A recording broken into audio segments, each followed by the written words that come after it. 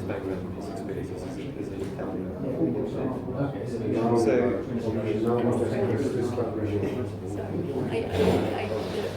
Okay, guys, we're running all the time.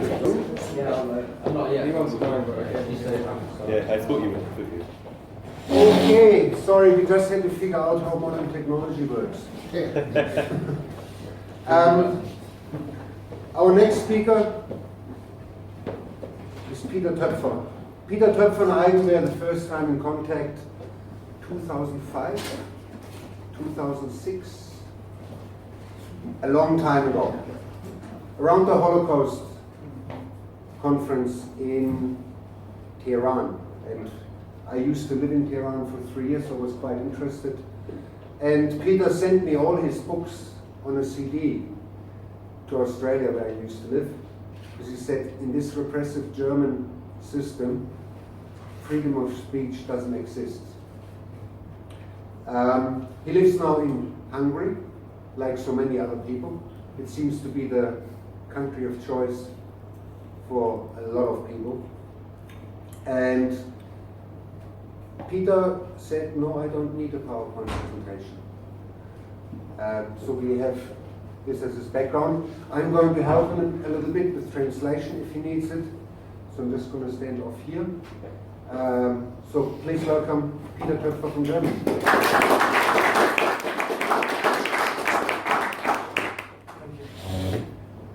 Well, first I will continue a little bit what you said.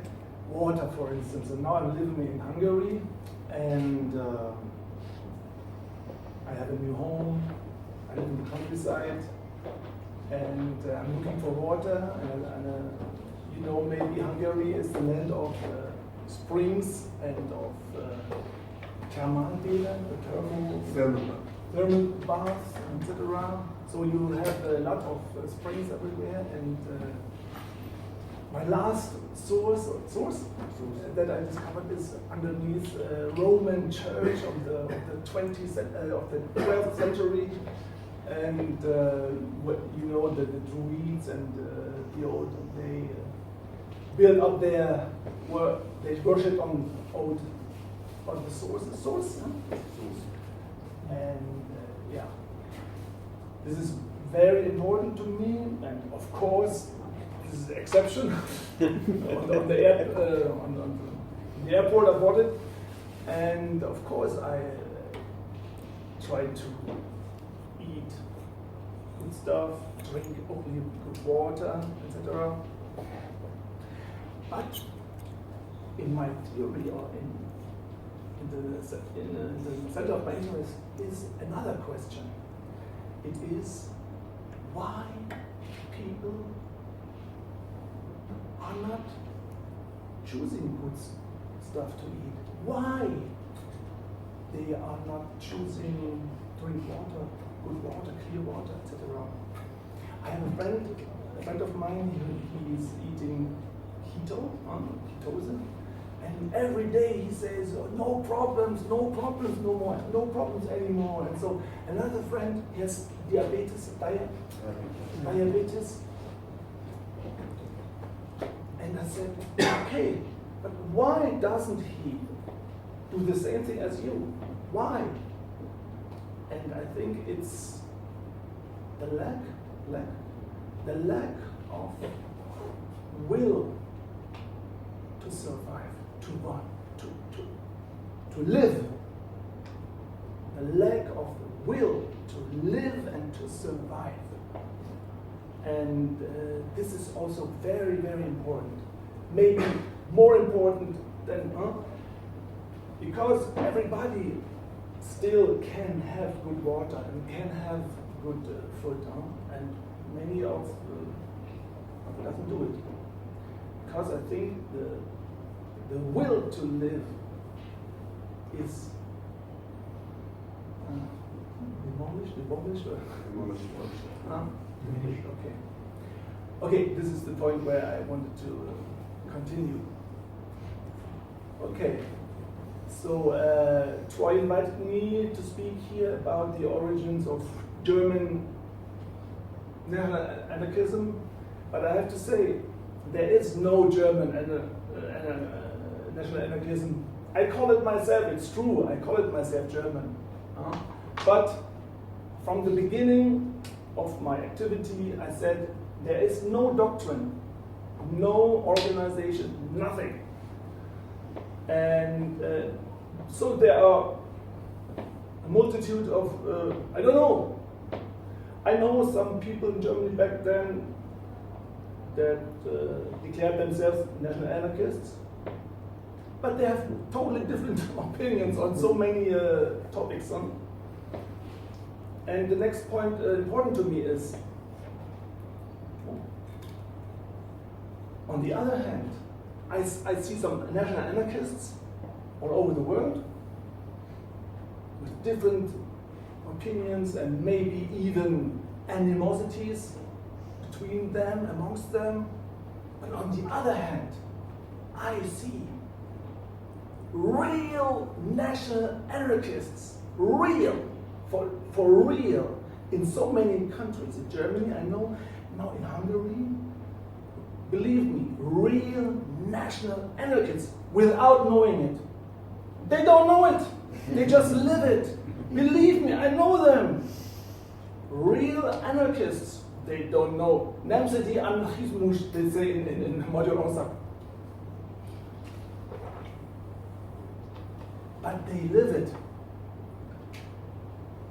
And it is astonishing and surprising the way they can live in our world. It's very surprising. They have their community, their friendships, and so on. So to me, it's an amazing experience to be part of them. Okay. So you have theory and you have practice. And I think the practice is much more important. And of course, it's very interesting, and the theory, me myself, I'm writing a lot. I'm rather writing than speaking. I prefer writing, to be alone and with my thoughts and so on. So I myself,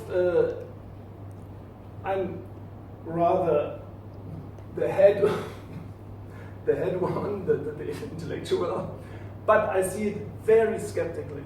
So I wish I was never I wish I was, I would have not developed in that way. I wish that I would have learned what my Hungarian friends know. They know how to hunt. They know how to cook. They know how they are friends, they are comrades. This is much, much more important to me. And as Adam said in the end,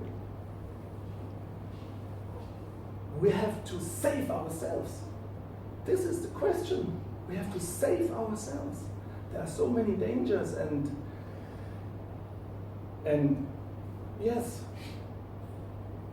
we have I'm trying to find a way of life that is good, that is safe, that is this modern word nachhaltig, a modern word. This is forever. Yeah, that is forever. That is why land is so important, and that is why your own garden is so important, and you know how to do agriculture and so on. And yes. So me, when I speak about German National-Anarchism, which is my case, I was always divided a little bit between politics, non-politics, politics, anti-politics, intellectualism, non-intellectualism, just living. I was always divided. Okay, I'm a son or I'm a product of our culture, of course, I'm divided. I'm not paleo, how do you say, I'm not a paleo like I wish to be. Okay. But this has always been the tension in which I lived between these poles, intellectualism, politics, non-politics, etc. And this is part of what I call German anarchism. That is why also that with Troy we had contact, then some years we didn't have contact, then I came back to have contact with him, then I disappeared again for several years. This is the way I am, and now I'm coming back a little bit, we will see. And yeah, but today I'm here, so I will not be the ape or anyway. Right. So, but I will use a little bit my biography to speak about German National-Anarchism. So when I was young, I grew up in Eastern Germany, communist land, and at that time I was opposed to the regime from a left point of view, standpoint, and I was then a Maoist when I was 16, or 16 a little later, okay, it was 13. We a little group, we found it amazing to follow Mao Zedong and Enver Hoxha in Albania. It was great for me. But you see, I love, to me it was on the one hand some serious thing. I was seriously interested in politics, but then again it was a cult to me. You cult? So, to me politics is cult. It's art. But in the same time it is serious. I know it is serious. But it was always between poles. I moved between poles. We listened to Radio Albania then, so our teachers and trainers, I was a young sportsman, our trainers, they looked a bit bewildered. What is he doing? We live in a communist land and we dream of Western money, and this guy is listening to Radio Albania. Okay. Once there was a championship in Oslo, in Norway, and Maoist groups had their stand with books like here, and I was very excited and interesting. They gave it away to me because I had money. And my coach, my coach, he said, come to my room in the apartment, in the hotel. What did you do with these books? And I said, I'm interested in a little bit. And what did they give you to you? Okay, and I had one little book with me because I knew. And I said, this book, give it to me. Wow. But I had 10 other books in my bags, and I brought them back to East Germany. And my father discovered them, and he threw it away in the oven. Okay. Anyway, so you see, I have been always on the left side until even I would say, I don't know, 2 or 3 years. I would always consider myself as a lefty. But now, no, because the left is so stupid now. So, but it doesn't mean that I had to do something with these guys the last 20 years. But now it's worsening and worsening. It's a catastrophe. I cannot say that I'm a leftist anymore. It's not possible anymore. I cannot say I'm the only leftist. No, the left it's a pure catastrophe. It's stupid and it's ein Angriff auf die menschliche Würde. It's an attack on the human dignity. It's an attack on the human dignity to be left or to wiederkäuen a cow. What is the cow doing? Regurging. Huh? Regurging. Regurging these. Okay, so yes, and in the okay, I was always a lefty, but in the 80s I began to be more interested by the right and to listen to them, and because even then the political correctness, I was fed up with it, and it couldn't continue like this, so I looked to the right, and I became even some kind of Nazi at that time. But again, it was not only, let's say, politics, serious politics, but it was cult. To me, it's cult. And then the right movement was very strong in the early 90s after the fall of the wall. And for a certain time in the early 90s, I found it cult and exciting to be a Nazi. Okay, some years. Okay. Why not? Why not? Why not?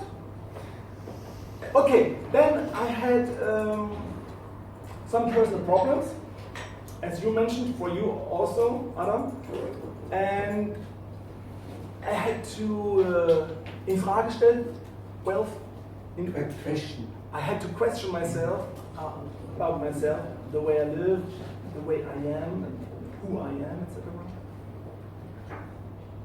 And the right, what I was interested in and what I read books, etc. It was not an answer to me, for me, because the right to me is too rigid. The left is maybe too open, no? But the right is too rigid. No? So it was at that time that I had to find something new. I came back to my roots, which was lefty roots, free and too open maybe. And on the other side, the national question, the right was right. There is a nationality, there are communities, of course, there is culture, there is tradition, of course. But at the same time, the rigid way of the right I didn't like it. So it was then that national anarchy was born. I have to say that to me, when we speak about history of national anarchism,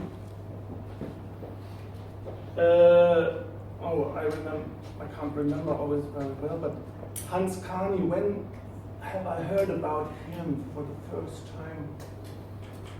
Maybe in the early 90s, 95 maybe. I read in a French magazine about Hans Carney and National-Anarchism. Wow, great, I loved it. Again, it was something cult. For me, it was National-Anarchism. I have to say, 1 year before, I discovered a German philosopher, Reinhold Oberlerche, who declares himself, who sees himself as a National-Marxist. And I love this guy too, Reinhold Oberlerche, although I'm not a Marxist, and his status are till the bones. But I love him. And I can tell you why I love him. Because he is a Hegelian. You heard about Hegel, huh? So Hegel is the philosopher of the state, etc., etc. No, I'm not a fan of Hegel. And Reinhold Oberlerche is the Hegelian. Huh? But I will tell you why I love Reinhold Oberlerche. Because he is freer, more free. He is freer in his expression, in his writings. He is more courageous, more serious than any of the so-called liberals and libertarians they are. He tells truths about truths, etc. I don't agree with him on so many points, but the main point to me is that he is free. He is free. He doesn't care about political correctness and stuff. And he's a lefty too. He's a Marxist. He's a lefty. He was, I don't know if you heard about Rudi Dutschke. Rudi Dutschke was the hero of our student movements in the 60s. And Reinhard Oberlerschaft. It divided then. One part went on to terrorist fighting, like Horst Mahler and Bader-Meinhof Group, and others not. Reinhard Oberlerschaft was a philosopher. Anyway, well, you see, it's not so easy, black and white. Liberals, I don't see where they are liberal. Libertarians, okay, but in so many questions, they are not libertarian. They are not for free speech, etc. If it touches the real issues, the real problems, where the power has the thumb on it. And the libertarians, you don't hear them. Reinhard Oberlerschaft as a Hegelian, as a non-libertarian. He says everything. He gets risks, many risks. So, okay. I told you about a personal crisis, and I think this personal crisis was related to, in some way, to get rigid myself. When I leaned to the right a little bit, because I was disappointed or my leftist comments, I became rigid me myself too. So I had to ask myself and question myself. No, Peter, be yourself. Be yourself. You to go in any way. Find your own way. And this was the moment when I discovered for me, National-Anarchism. First I heard it in a magazine, Hans Kani in France, 95 maybe. And okay, I found it very exciting, but at that moment I didn't want to be a national-anarchist. But when I had my personal crisis and to resolve it, then I remember, wow, national anarchy, why? This is the way, this is my way to integrate different points, naturally.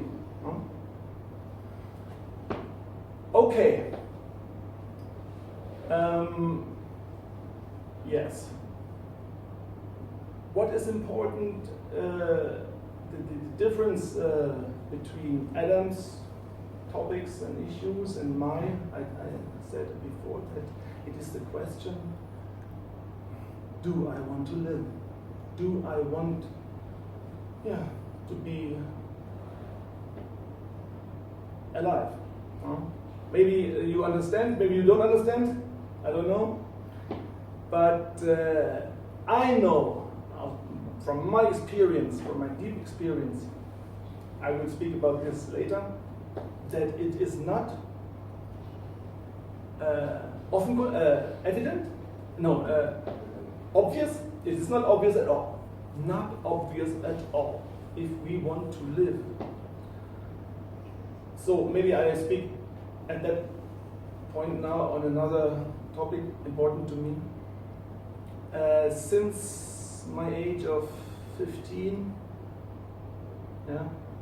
I was interested in psychology, psychotherapy.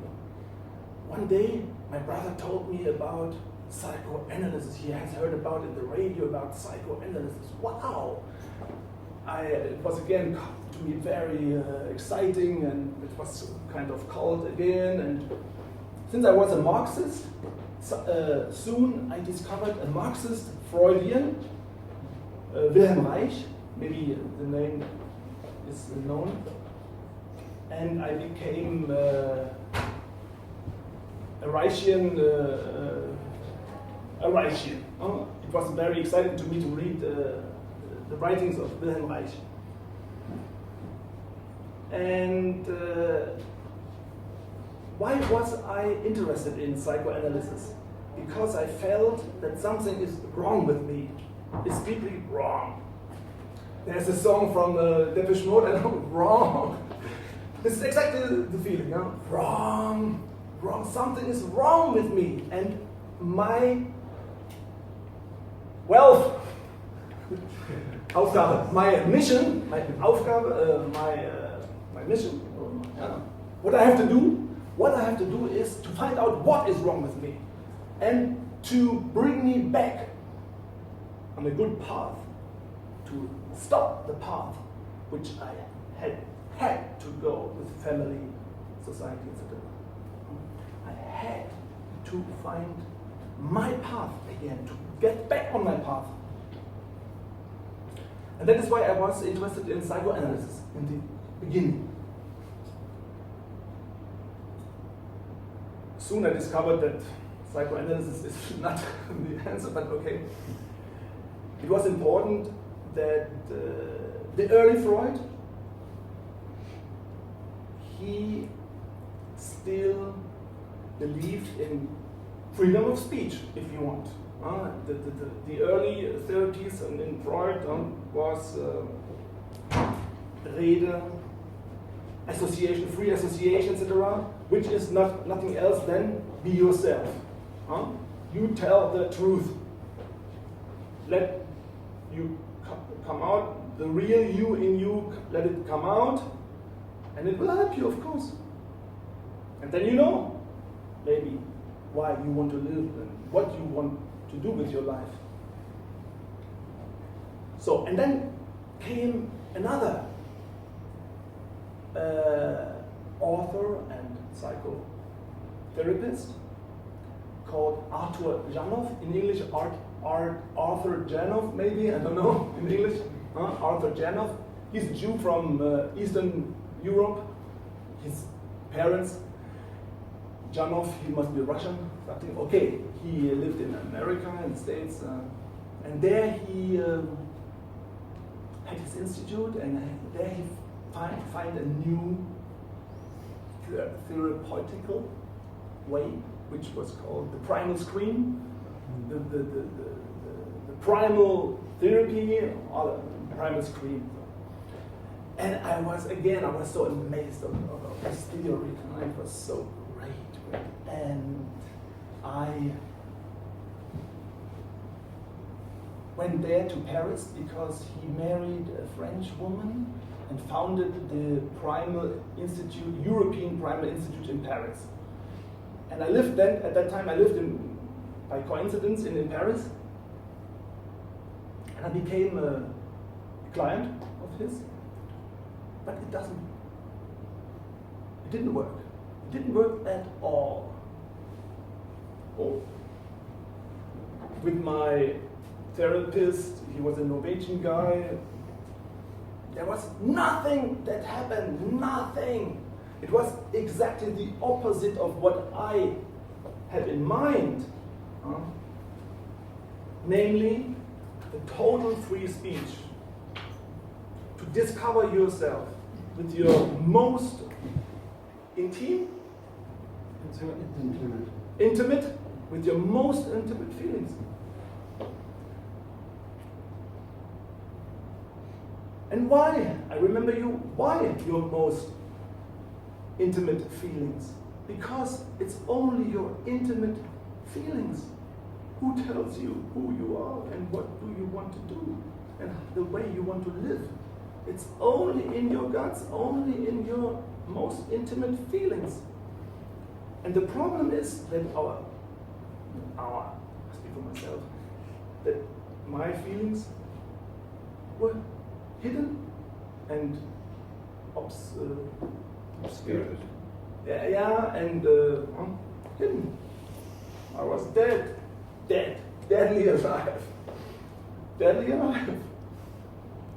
And okay, it was a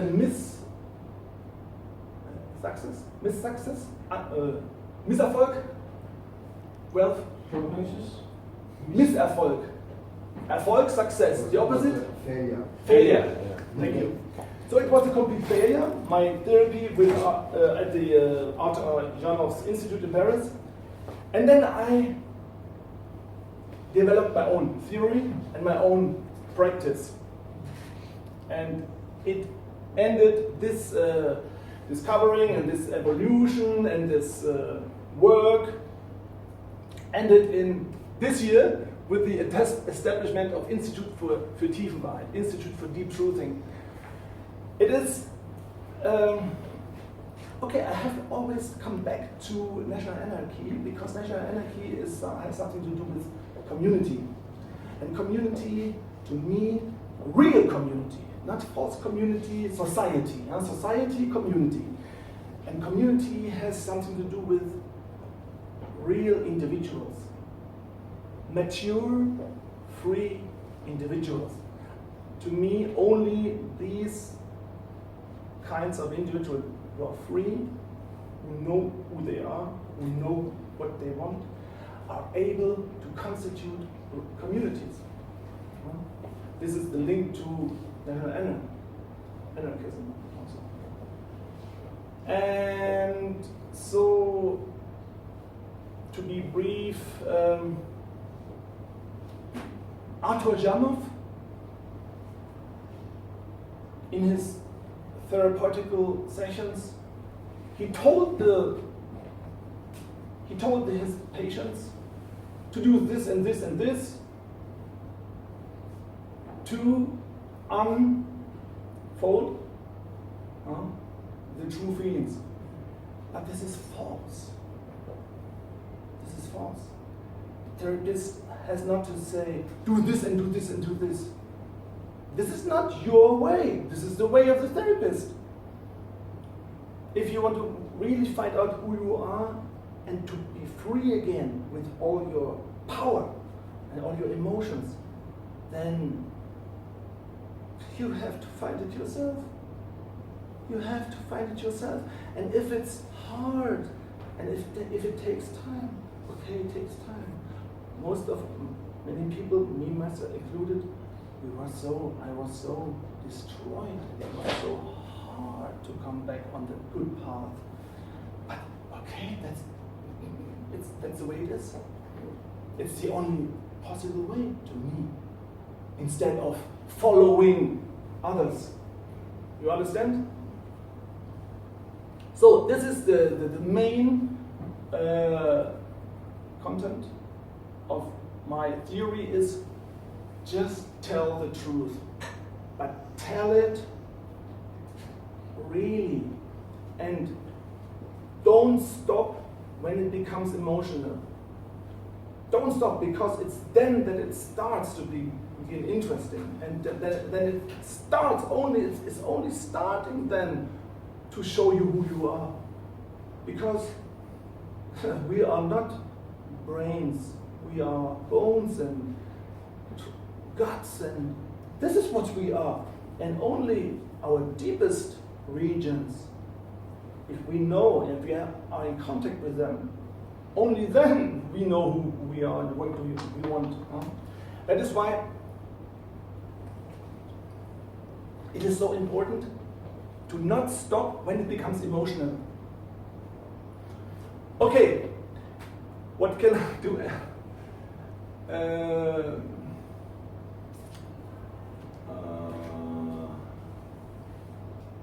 Yeah. What can I say about German National-Anarchism else? Yes, maybe one difference to other is I'm opposed to any what I call organicismus. Organization? No.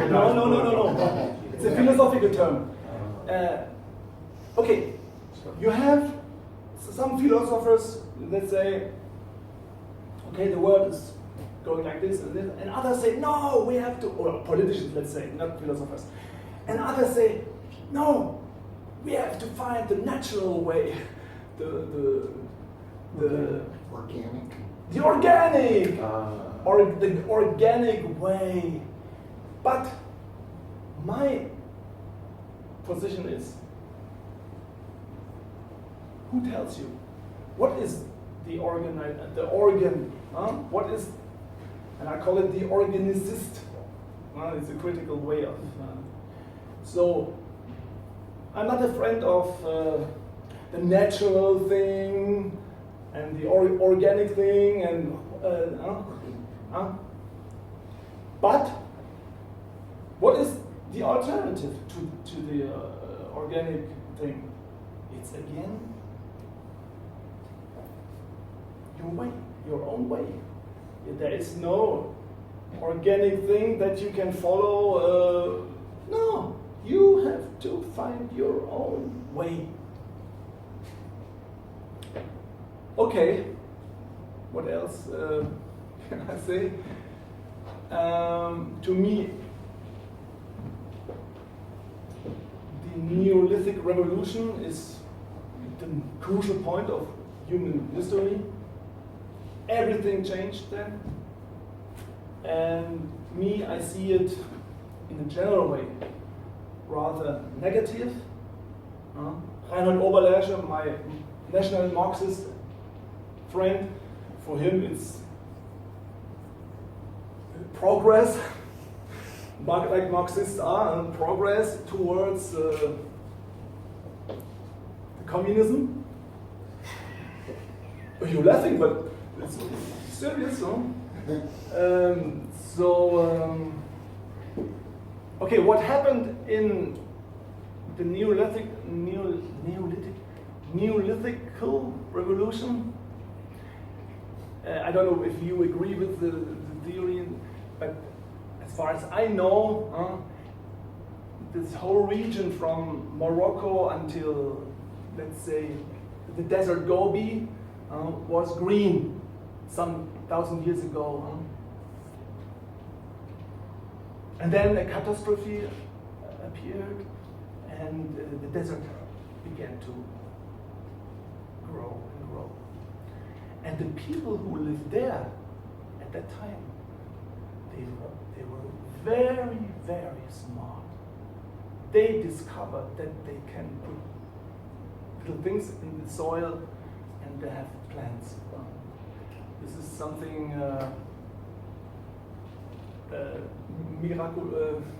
wundersam. Welf? Sorry? Wundersam? Wundersam. Naja, also. Wunderbar. Nee. This is something amazing. That people discovered this. Extraordinary. But it saved their life. They found a way to live in the desert with the oasis. But many problems came with this wonderful thing. Many problems. Like to say, Adam, the storage, they had too much, the trading began, the money came, everything. And then came the state, the politics, intellectualism, everything.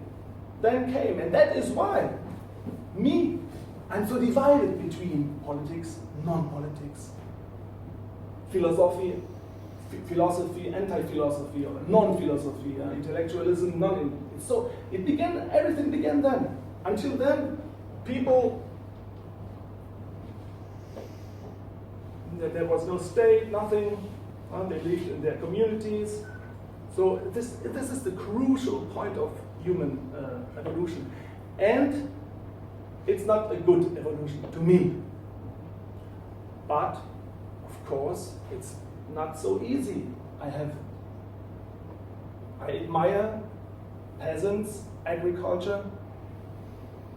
Of course, me myself, I'm doing it now, and I have to learn it now in my garden. It's not so black and white. But many big problems occurred. Here I have to add something important. that seemed to me too complicated when I hold a speech in Madrid. It is not only man discovered that in putting seeds into the earth, into the soil, that plants are coming out, but in the same time he discovered this for himself. He discovered that by making love, making sex, there are seeds coming into the womb of the woman and give later birth. So this is a this is the biggest revolution for me, and it has very serious consequences that I cannot speak about now. I have written a lot of texts about this question, but the most important consequence is that züchten. Wait a moment. Yes, breed is the word I was looking for now. So he not only learned to breed plants and animals to eat, but he learned also at the same time in the Neolithic revolution to breed children, to breed human beings with purposes. There is a purpose, and this is a real big problem. This is the origin of alienation, and this is what I wanted to add to my speech. Good. And to me, the biggest problem that brought the Neolithische Revolution was that a part of the people living there in the former green fields becoming deserts, they became peasants. They stayed decent people. They tried to find the way to eat, to find something to eat. But others, no. They said, wow, here's a desert, but in the north there's no desert. Let's go there. Let's rob. This is the biggest problem we have between the desert and the green. And there are some critical authors like James de Meo, you know him? Very interesting author, a Russian, by the way, who are very critical towards now Muslims and Arabic people. But the worst desert storm, in my sense, was not the Muslims, was the Jews. This is the worst desert storm. And nobody identifies them as a desert storm. We identify only Turks and Huns and Muslims. Of course, there are desert storms. And we in Germany, we had our experience with the Hungarians at that time. Okay, now they are civilized. Very interesting phenomenon, Hungarians, very interesting. You feel they are still... desert storm, right. The desert storm. So, we had so many desert storms, but nobody is not true, but to me, the most important desert storm is the Jewish desert storm. And they come here in a very smart way. They don't come like the Huns. They do it in another way. They're very intelligent, very smart. And, okay, so if I am active as politician, But as a national anarchist, if I meddle, if I meddle in get involved in public things, which I do from time to time, then to me it's important to put the finger on this point. And I think the most important thing we have to do in this matter is to reclaim free speech. This is the most important thing. We have to reclaim free speech, and that is why I was engaged in Tehran on the conference. It was about the Holocaust. Okay, I know all the revisionist literature. I know this all, and I have my opinion, but I cannot say it. It's forbidden to say. But what we can do is to reclaim freedom of speech. We can say, no, we don't want these laws. That is why I was engaged in Tehran, not as a historian. Yes, this is my response, my answer to the Desert Storm. It's a desert storm which is responsible for oppression of free speech in Europe or in the Western world. And that is why it's so important. And that is why I will continue to be engaged in this matter of historical revisionism, of the question of was there gas chambers, was there genocide, etc., etc. Very important. Without saying what I believe. Okay. Well. Q&A, question answer. Yes. Okay, any questions? Well, I may ask the first one. Please. Since I can. Tell us a little bit about the Queer Front in Germany. Mm-hmm. Because I saw some pictures there where you were on right-wing demonstration, left-wing, we had the Queer Front. Yeah. Okay, as you can imagine, me from the left going to the right and going to the left again, etc. I had to do with a lot of people from the left and the right, and one day, a very famous in Germany, at least famous man called Karl Nagel. Well, I don't know if you heard about him. Yeah. Karl Nagel was the chief, if you want, of an anti-politic party, the anarchist Pogo party, which was punks, and it was very interesting. They say, fuck, beer, punks, they are punks. But Karl Nagel is a very, very smart guy. And he organized thousands of punks. He organized meetings of punks in Hanover, and he called this chaos-tage, days of chaos. And believe me, it was chaos. Thousands of policemen came, and there was only punks drinking beer. It was so great. It's an organizer, this guy, Karl Nagel. It's an artist. It's an artist. And he was very famous at that time, especially in the 80s.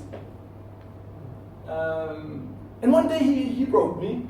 I got an email from him.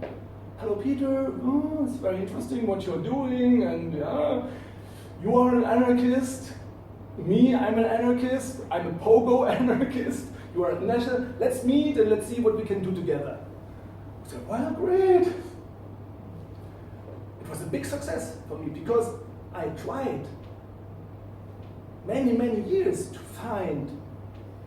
to build bridges to the left, between the left and the right. Beyond left and right, you say in England, huh? And he called me, and said, yeah, of course, let's meet together. And in a very typical way, Karl said, okay, let's make the Queer Front, because the Queer Front. What does it mean? Queer Front, queer is transversal. The cross front. The cross. So, transversal. It's beyond left and right. It's not like this. It transcends. Yeah, it's beyond this. left and right. This means Querfront. And Querfront is a term that is used by the propaganda, by the Soros propaganda, against all people who don't think they want. Everybody who's saying something, this is blue, it's not red. You Querfront. You're trying to. And Karl Nagel, he said, okay, we're doing the Querfront. Great, okay, Querfront, great. And it had nothing to do with the Querfront in the 20s, back in the 20s in Germany. There was already the Querfront, but more serious, between communists and National Socialists and National Bolshevists, etc. It was a Querfront also, again then. And by the way, part of this Querfront was a man called Helmut Franke, who called himself National-Anarchist. It was very interesting. Okay, anyway, we met and we had a meeting together with punks, anarchists, folk-anarchists, national-anarchists, Nazis, it was amazing, it was great. But it ended, after one day, it ended in prison. The police came like today here. And we played soccer together, but neighbors had seen us hunting on horses. Okay, we went to cut the funny thing. Now I have to tell you the whole story. I have time a little bit? 10 minutes? You got 10 minutes, yeah. Okay. This story I have to tell. So we meet for the Querfront meeting in a little town of Germany in Hessen called Rothenburg. And our beds, where we could sleep, was in a strange house. When I went in this house, it was like Hitchcock. It was like in a film of Hitchcock. It was incredible. It gives you chills, huh? And the man who lived there, he spoke with us a little bit. And we came back. The prison was over. We were expelled from Hessen to our other regions of Germany. And after 1 week, in the television, I saw the guy, 8 o'clock news, Armin. The guy was called Armin. Armin in the television. What was on? Only 1 hour, only 1 week after our meeting, after the meeting between the Chaos Days, Karl Nagel, who put all Hanover in Schutt und Asche. In ashes. And on the other hand, Peter, who denies the Holocaust. No! And only 1 week after this meeting of these horrible guys, in the TV, 8 o'clock news, Armin Meiwes has eaten his friend. It was a Menschenfresser. A cannibal. So we met with a cannibal. So Holocaust, chaos-tage, cannibalism. It was so funny, but to me it was funny. It was was it voluntary cannibalism or was it some sort of real cannibalism? Did the person eat ate? Was it kind of allowed? Yes. Okay. It was a guy. Private part. Yes. He told him, please eat me. Please eat me. I want to be eaten by you. So to me, it's no problem. Okay. So no, it's confirming to the laws, but I have no problems. Huh? Okay. Armin now is in prison, still in prison now. Okay, this is the little story what I wanted to tell. Any other questions? Super quick one. How does the Institute for Deep Truthing manifest? Like, what is that like? I'm interested. If you can What explain. kind of form does it take? Yeah. It is, no, repeat please, real question. What form does the Institute for Deep Truthing take? Okay. It's both. It's a theory. I've written a book about it, and I still publish. But it's always also practical. So there are, I give, if you want, you can call me and have a session in deep truthing. It's a kind of, it's I in the tradition of psychotherapy, Yeah. but I say it's post-psychotherapy. Yeah. Because of many reasons, I say psychotherapy is over, Yeah. it's no good. But we have to look for something different and else and alternatives. And I think my alternative is good. It's good. Next question. So your Desert Storm question. I feel like there needs to be more thought applied to how Jewish power is resisted within an anarchist context, because there are methods that fractional reserve banking and all the rest. Of course.